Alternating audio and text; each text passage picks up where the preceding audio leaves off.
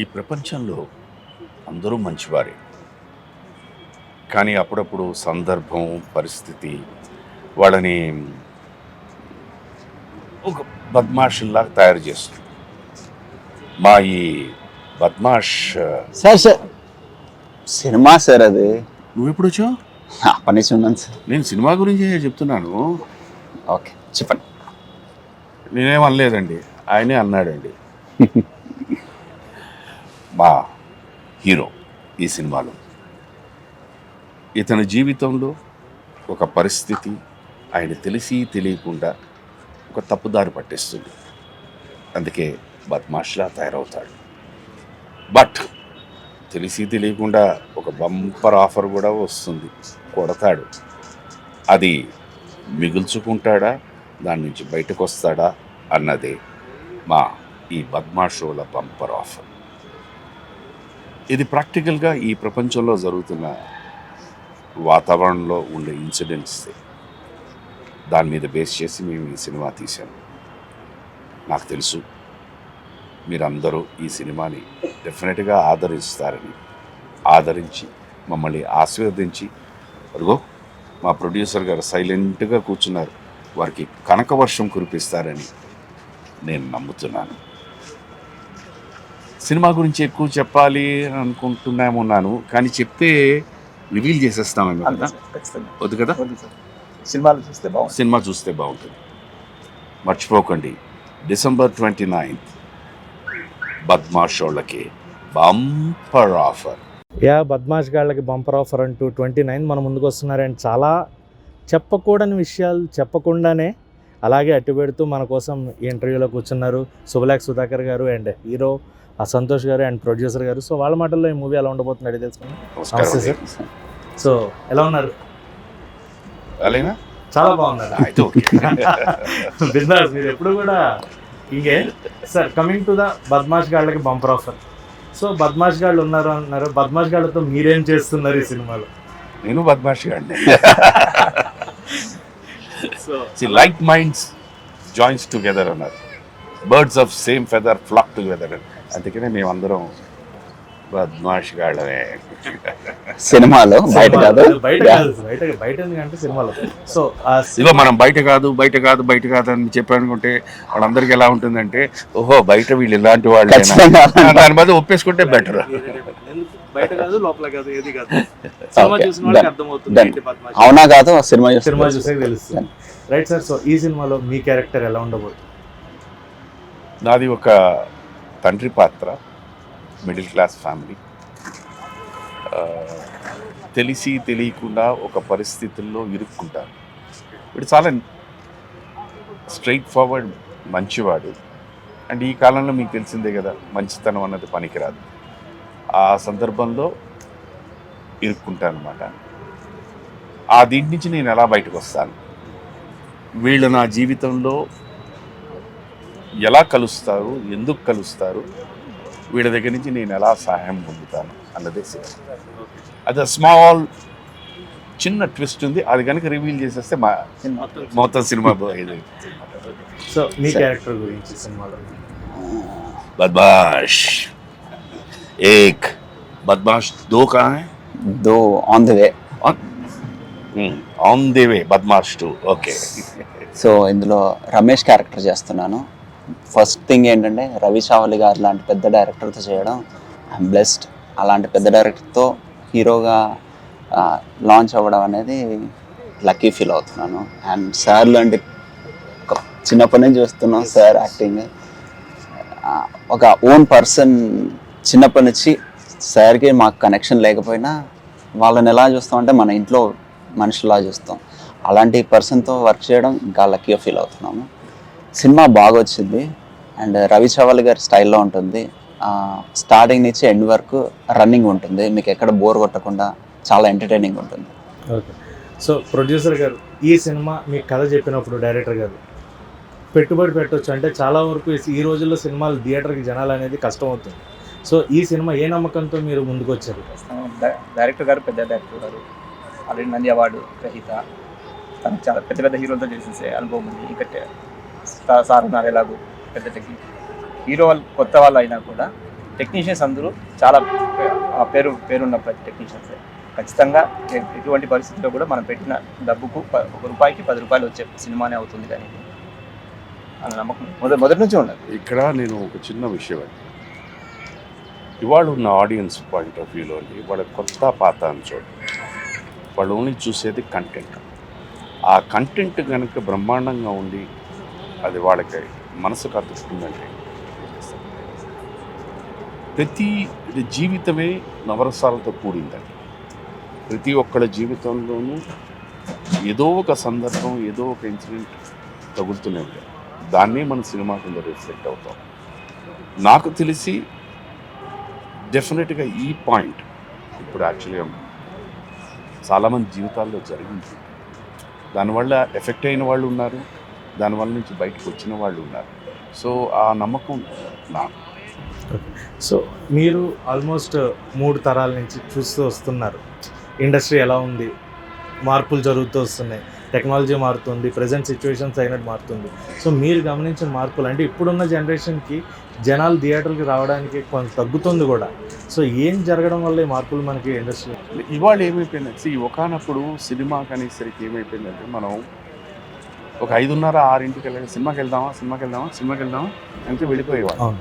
But ఇవాళ అది కాదు, ఆ ప్రక్రియ కాదు. ఇవాళ సినిమా అన్నది ఒక ప్లాన్. ఇది తర్వాత మనకేమైపోతుంది, ఇదివరకు ఏంటంటే ఒక థియేటర్కి వెళ్ళామంటే 3 థియేటర్స్ ఉండేవి.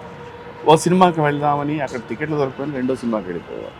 సో అలాగే ఇవాళ అలా కాదు, మీకు పలానా థియేటర్లో ఒక్క సినిమా ఉంటుంది, దానికి వెళ్తేనే మీరు వెళ్ళగలరు, ఆల్టర్నేటివ్ దొరకదు. అక్కడి నుంచి మళ్ళీ ఇంకో దగ్గరికి మీరు వెళ్ళాలనేసరికి టైం అయిపోతుంది. మీకు తెలిసిందే ఇవాళ ఉన్న ట్రాఫిక్ కానీ ఇది కానీ. So it is becoming difficult and of course to be very frank expensive also. నాకు తెలిసి మా రోజుల్లో ₹10 వాజ్ ద హైయెస్ట్. ఇవాళ ₹10 ఏమొస్తుంది, ఇంటర్వ్యూలు కూడా రావట్లేదు. సో ఒకనప్పుడు ఏంటంటేనండి ₹10 హైయెస్ట్ టికెట్ అంటే ఒక ఫ్యామిలీ ఆఫ్ 4 అంటే వారానికి 40, 4 వారాల 5 వారాలు వేసుకోండి, నెలకి ₹200, 5 వారాలు వేసుకుంటే ప్లస్ అక్కడ థియేటర్కి వెళ్ళిన తర్వాత ఆ మిగతా ఆ ఖర్చులు ఈ ఖర్చులు చూసుకున్నా కూడా మీకు ఇంకో ₹250, ₹300, పోనీ గట్టిగా వేసుకుంటే ఇంకో 500 వేసుకుంటాం. సో ఒక నెలకి ₹1000 ఖర్చు పెడితే మీకు ఎంటర్టైన్మెంట్ వచ్చేసేది. ఇవాళ సాధ్యమా? దాన్ని 4 అయిపోయింది, 3 అయిపోయింది, 2 so ₹20,000 for a family of 4 to go to a film and watch every week is expensive. So దానివల్ల తెలియకుండా అలా క్రమక్రమంగా తగ్గుతుంది. రైట్. సో మ్యాట్ సినిమాలో చేశారు Yeah. అండ్ ఇప్పుడు వెంటనే ఈ సినిమాతో హీరోగా. సో ఎలా అనిపిస్తుంది, అంటే జర్నీ అనుకున్నట్టుగానే వెళ్తుంది అనుకుంటున్నారా? అంత ఈజీ అయితే కాదు, మరి సార్ వాళ్ళు ఉన్నప్పుడు అది ఈజీయో కాదు తెలియదు, కానీ ఇప్పుడైతే చాలా టఫ్ ఉంది. లైఫ్ ఎప్పుడు ఈజీగా లేదన్న, లైఫ్ ఈజ్ ఆల్వేస్ డిఫికల్ట్. ప్రతి వ్యక్తి కష్టపడితే కానీ మనం ఇది రాదు. అయితే మనకున్న గ్లామర్ ఫీల్డ్ ఏంటంటే because attraction is more. So దాంతో ఒక్కసారి కనుక ఆ సక్సెస్ అన్నది టచ్ అయింది అనుకోండి, immediate overnight your change అయిపోతుంది. ఇప్పుడు వాళ్ళు బాగా చేశారు, కష్టపడుతున్నారు. నాకు వీళ్ళందరిలో నచ్చే గొప్ప విషయం ఒకటి ఉంది, అది నేను తలుచుకున్నప్పుడల్లా భయపడుతూ ఉంటాను. వీళ్ళు ఒకసారి మనం రిహార్సల్ చేద్దామా అని నేను అడుగుతూ ఉంటే లేదు సార్ టేక్ చేసేద్దాం అంటారు. అది వాళ్ళ కాన్ఫిడెన్స్లో వచ్చి ఒక్కొక్కసారి ఫస్ట్ నేను అది 2-3 సార్లు విన్న తర్వాత నాకు ముందు చూసుకోండి ఇదేంటి ఇలానే, but the way they were performing I was surprise. So నేను వీళ్ళ స్థాయికి ఎదగాలి, అది 100% చెప్తున్నాను. నాకు ఎందుకంటే ఆ రిహార్సల్ చేయాలి, నాకు అది పట్టు రావాలి, కరెక్ట్గా ఉండాలి, వచ్చిన తర్వాతే నేను ఐ గో డౌన్. బట్ అంటే సార్ వాళ్ళు ఏంటంటే ఎవరిని చూసి నేర్చుకోలేదు, వాళ్ళు అక్కడ ఉండి నేర్చుకున్నారు. మాకు ఈజీ ఏంటంటే సార్ వాళ్ళని చూసి, అంటే మీ మూవీస్ అన్ని చూసి ప్రతి సో మాకు ఈజీ అయిపోయింది సార్. మీరు మా జనరేషన్ అంటున్నారు, మేము మా ప్రీవియస్ జనరేషన్, వాళ్ళు ఇంకా నిజంగా ఏమీ నేర్చుకోకుండా చేసిన వాళ్ళు అంటే ఫస్ట్ బ్లాక్ అండ్ వైట్ అరా, వాళ్ళకి ఏం తెలియదు సినిమా అంటే ఏంటి, 0. Yeah. And most of them నాటక రంగాన్ని నుంచి సినిమాకి వచ్చిన వాళ్ళు. So that was a different thing. Each day is a learning process నాన్న. Of course. That is nothing. Yeah, yes. True sir. కానీ సార్ చెప్పిన అతి పెద్ద అబద్ధం ఏమంటే మేము చిన్నవాళ్ళని చూసి నేర్చుకోవాలంటాం. సార్ పర్ఫార్మెన్స్ ఎలా ఉందో ట్రైలర్ చూస్తేనే మీకు అర్థమైపోతుంది. అలాంటి సినిమాలో చూస్తే ఇంకా మీకు పూర్తిగా అదే నేను కూడా అడగబోతుంది. ఎందుకంటే సార్ చేస్తున్నారు సినిమా అంటేనే అది ఖచ్చితంగా ఒక కంటెంట్ ఉండి పబ్లిక్లోకి వెళ్తుంది అనుకుంటేనే sir will come forward. So అలాంటి కంటెంట్ మీకేమనిపించింది సార్ ఈ మూవీలో? మేజర్ ఏంటంటేనండి, ఇది నేను నమ్మే ఒక స్ట్రాంగ్ కన్విక్షన్ అండి. నటుడు అన్నవాడు he comes only at the end. ఒక దర్శకుడు కానీ, ఒక రచయిత కానీ, కథా రచయిత కానీ వాళ్ళు కూర్చొని ఒక సబ్జెక్ట్ని తయారు చేయడానికి చాలా కాలం పడుతుంది. దాంట్లో అనేక రకాల పాత్రలు ఈ పాత్రకి పలానా వాళ్ళు, ఈ పాత్రకి పలానా వాళ్ళు అని వాళ్ళు అనుకుని మా దగ్గరకు వస్తారు. ఇక్కడికి వచ్చిన తర్వాత నేను సెట్కి వెళ్ళిన తర్వాత ఏమైపోతుంది, ప్రతి వ్యక్తికి ఒక వైవిధ్యమైన ఆలోచన ఉంటుంది. నేను ఆలోచించేటట్టు మీరు చేయడు, మీరు చేసినట్టు వీరు చేసినట్టు. సో అక్కడికి వెళ్ళిన తర్వాత ఒకసారి ఏమైపోతుందంటే ఇది ఇలా చేస్తే బాగుంటుందా, ఇలా చేస్తే బాగుంటుందా అనే ఆలోచన నాకు. బట్ దర్శకుడు అన్నవాడు, కథా రచయిత అన్నవాడు ఏం చేస్తారు, సార్ మీరు ఇలా చేశారనుకోండి ఈ సినిమాకి ఇక్కడ దెబ్బ కొడుతుంది, సో మీరు ఇలా చేస్తేనే ఇది కరెక్ట్గా ఉంటుందని మమ్మల్ని ఆ గ్రూవ్లో పెట్టారు. సో అందుకని they call the director as the captain of the ship. So ఈ కథకు మూలంగా మీరు ఆల్రెడీ ఆయన ఇంద్రసేన గారు కూడా ప్రీవియస్గా చాలా సినిమాలు చేస్తున్నారు. అండ్ ఈ సినిమాలో మీ ఇద్దరు కలిపి చేయబోతున్నారు. మీ ఇద్దరు కాంబినేషన్ ఎలా ఉండబోతుంది? డే 1 అంత ఎక్స్పెక్ట్ చేయలేదు, అంటే సింక్ అవుతాడో లేదో. బట్ డే 2 నుంచి సింక్ అయిపోయాం. Not only Indra garu, even DOP Vijay C Kumar garu కానివ్వండి, డైరెక్టర్ కానీ, మేమంతా ఫ్రెండ్లీగానే చేసాం. ఈవెన్ సార్ కూడా. కాకపోతే సార్తో ఇబ్బంది ఏంటంటే నన్ను సార్ అని పిలుస్తారు. ఎందుకు సార్ చిన్న అన్న అసలు అవసరం? సార్ అనేది వయసుతో కాదు నాన్న, అదొక మర్యాద. నాకెందుకు సార్ మర్యాద? అది అంటే మాకు నేర్పించింది అది అనుకోండి. పోనీ నాకున్న ఒక మైనస్ క్వాలిటీ అనుకోండి. ఎందుకంటే నేను సినిమా ఇండస్ట్రీకి రాకముందు మీకు చెప్పిందే హోటల్ ఇండస్ట్రీలో పనిచేసిన వాడిని. సో అక్కడ డెఫినెట్గా అందరినీ సార్ అనే పిలవాలి. సో అది అలవాటు అయిపోయింది. సార్ ఈ మూవీలో మీరు ఈ కాలం కుర్రాలతో మొత్తం అంతా కూడా ఈ జనరేషన్ వాళ్ళతో చేసుకుంటూ వచ్చారు. అండ్ మీరు ప్రీవియస్గా ఓల్డ్ జనరేషన్ పెద్ద డైరెక్టర్స్ వీళ్ళతో కూడా చేశారు. అప్పుడున్న దానికి ఇప్పుడున్న దానికి డిఫరెన్సెస్ ఏమన్నా చూస్తున్నారు యాక్టర్స్లో కానీ, డైరెక్టర్స్ టేకింగ్లో కానీ ఏదన్నా? ఇందాక చెప్పాను కదా, confidence levels. The confidence levels of these boys is somewhere great, no doubt about it. Taking దీంట్లో ఏమైపోయిందంటే today the biggest advantage digital వచ్చేసరికి it is more flexible. So ఆ రోజుల్లో ఫిల్మ్ అనేసరికి ఏంటంటే మనకి ఇంత ఫుటేజే ఉండాలి మీకు. ఎందుకంటే నాట్ ఓన్లీ మీరు తీయడం కాదు, ఎందుకంటే ఒక్కొక్క నిర్మాతకి ఇన్ని రోల్స్ అనే ఇచ్చేవారు. Okay, that is a fixed ఇదనమాట, ఆ కోటా దీని మీద. సో మీకు అది అయిపోయింది లేదు అని అనుకుంటే మీరు బయట ఎక్కడైనా మళ్ళీ బ్లాక్లో కొనుక్కోవచ్చు. ఇవాళ ఈ డిజిటల్ దీని మీద ఆ ప్రాబ్లం లేదు. సో ఒక దర్శకుడు కానీ ఒక సీన్ తీసిన తర్వాత ఇది బాగుంది మనం ఇలా అనుకున్నాం, దీన్ని మళ్ళీ ఇంకో యాంగిల్లో తీద్దాము అనుకున్నా ఫ్లెక్సిబిలిటీ అవుతుంది. ప్రతి దీనికి ఒకటి ఉందండి, there is a plus and minus. ఆ ప్లస్ని కనుక మనం వాడుకుంటే it is always wonderful. Sir అప్పుడు మానిటర్స్ ఉండేదా సార్? మానిటర్స్ అనేది ఇట్ వాజ్ ఓన్లీ అంటే ఒక దర్శకుడు జస్ట్ అలాగా అది చూస్తూ మనకి 2 కళ్ళు ఉంటే ఈ ఫోకస్ ఇలాగే ఉండదు. బట్ ఆ దీంట్లో జరుగుతున్నట్టు ఇక్కడ అందరినీ చూస్తూ ఓకే చేసుకుంటూ వెళ్ళాలి. నాకు బాగా గుర్తు, నేను వచ్చిన కొత్తల్లో రష్ వచ్చేది. అంటే షూట్ చేసిందంతా నెగిటివ్ని ఇచ్చేసి ప్రింట్ చేసి వచ్చేది. ఆ రోజు రష్ వస్తుంది అనేసరికి దర్శకుడు కానీ, నిర్మాత కానీ, కెమెరామెన్ కానీ, నటీనటులు కానీ ఇలా ఉండేవారు. ఎందుకంటే ఏం వస్తుందో ఏం చేస్తామో అలా. ఇవాళ వీళ్ళకి ఆ భయం లేదు. ఇవాళ ఎందుకంటే కరెక్ట్గా what is going to be on the screen వీళ్ళు చూసేస్తాం. మానిటర్ ఆన్లైన్ ఎడిటింగ్ కూడా అప్పుడే ఎడిట్ అయిపోతుంది, అప్పుడే సాంగ్స్ వచ్చేది. సో దట్ అడ్వాంటేజ్ వీళ్ళకి ఉంది. సో దాని కరెక్షన్స్కి వీళ్ళకి ఈజీగా ఉంది. బట్ స్టిల్ సార్ వాళ్ళు అప్పుడు ఆ రీల్లో తీసినప్పుడు మీకు బ్యాక్గ్రౌండ్లో కానీ ఎక్కడ కానీ ఏ డిస్టర్బెన్స్ ఉండదు అండ్ ఫోకస్ ఉండదు, ఫోకస్ పర్ఫెక్ట్ ఉంటుంది. ఇప్పుడు ఒక 3-4 టైమ్స్ ఫోకస్ అవుట్ అయ్యి మళ్ళీ మానిటర్లో వచ్చి చూసి కెమెరాలు మారిపోయినాయండి. ఇప్పుడు ఏంటంటే cameras of become so sophisticated. So మీరు నమ్ముతారా లేదా, ఇప్పుడు ఎదురుగుండా మనకి క్యానన్ కెమెరా పెట్టుకుని సినిమా షూటింగ్ చేస్తున్నారు. మాకు ఒకనప్పుడు ఇది చూస్తుంటే స్టిల్ ఫోటోగ్రఫీలో ఉంటుంది. సో ఇదా కెమెరా ఇంతేనా అనిపిస్తుంది, ఇది ఇంతే అంతే.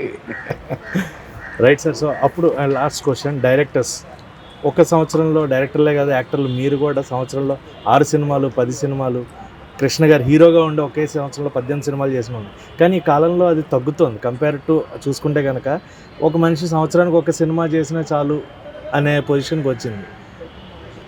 దాన్ని ఎలా తీసుకోవాలో దానికి నాలాంటి వాడికి కొంచెం కష్టమైనట్టు చెప్పడం.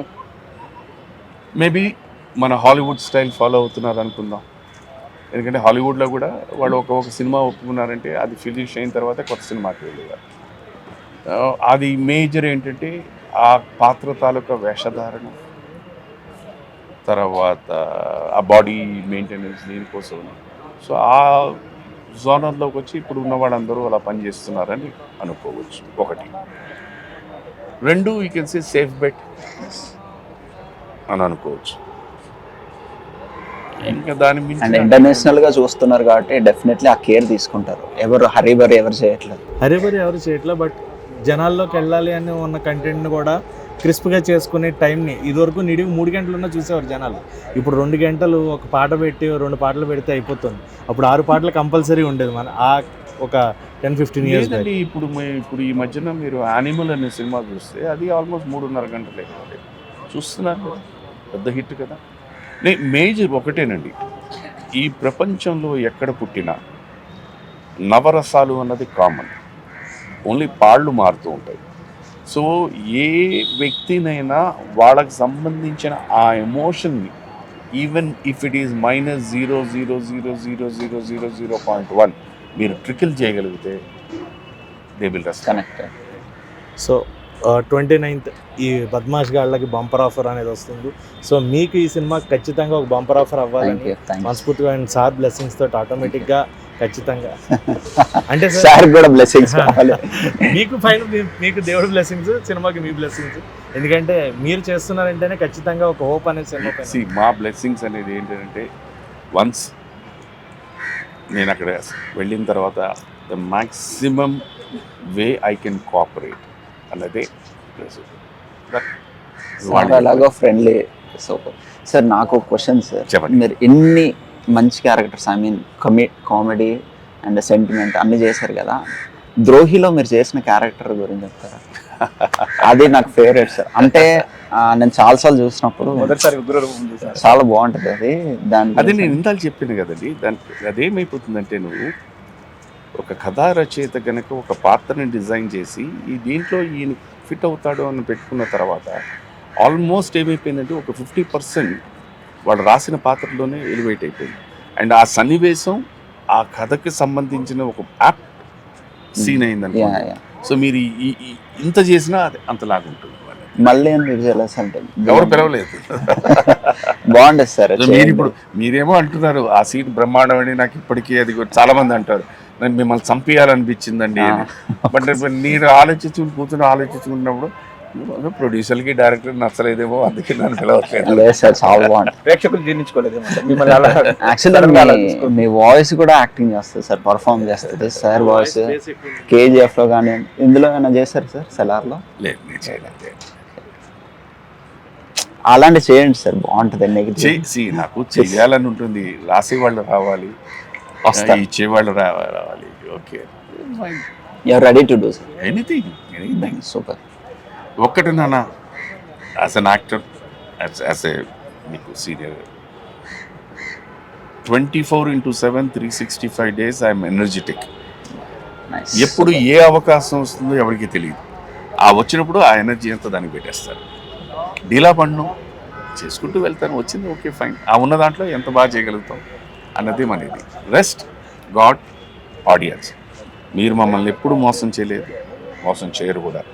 Please watch this film Badmash గాళ్ళకి bumper offer December 29th nearby your theaters. And last but never the least, Merry Christmas to all of you, Happy New Year and Happy Sankranti. God bless you all. Thank you.